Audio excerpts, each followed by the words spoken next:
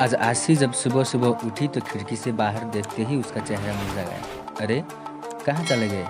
कल तो यहीं थे।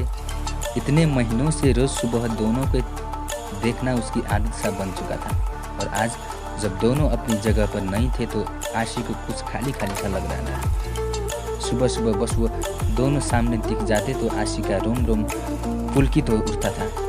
सुबासित हो उठती थी उसकी साँसें।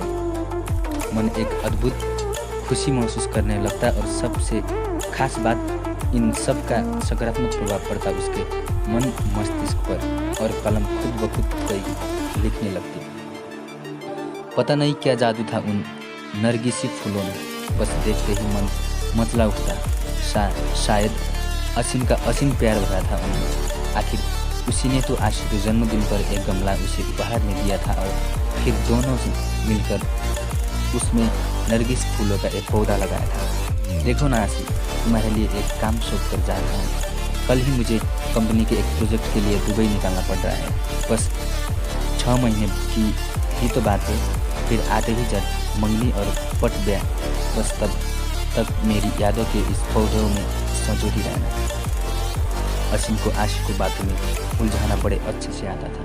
असीम बेशक चला गया था, लेकिन आशी हर रोज़ बड़े अरमानों से उस पौधों को सींचती थी। आशी की खुशी का बात उस ठिकाना नहीं था जब वो एक रोज़ सुबह उठी और उसने पौधों पर 2 खिले हुए देखे, पीले रंग के। दोनों फूल बिल्कुल एक दूसरे से जुड़े हुए थे, आशी और असीम की तरह। आशी रोज़ उन फूलों को निहारती रही और असीम को याद करती। आशी की रोज़ असीम से फ़ोन पर बात होती थी।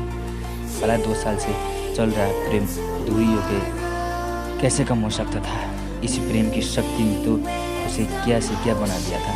कभी किसी को चिट्ठी पत्र में 2 अक्षर न लिखने वाली आशी की कला आज अनवरत चलने लगी थी।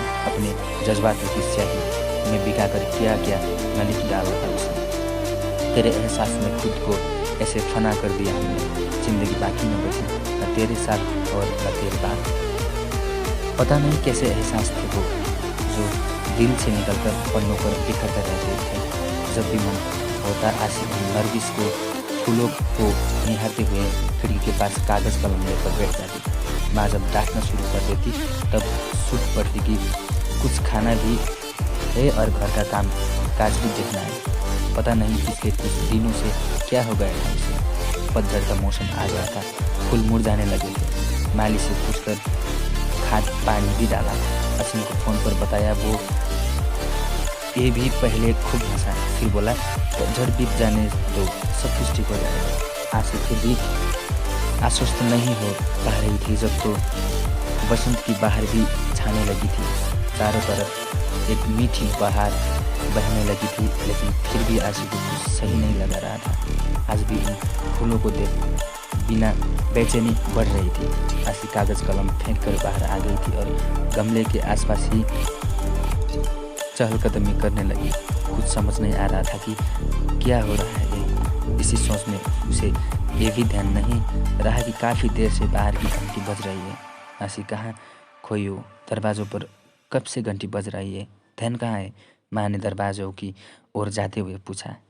इससे पहले कि आशी संभाल पाती, दरवाजे पर असीम खड़ा था, मुस्कुराते हुए, हाथों में नरगिसी फूल लिए।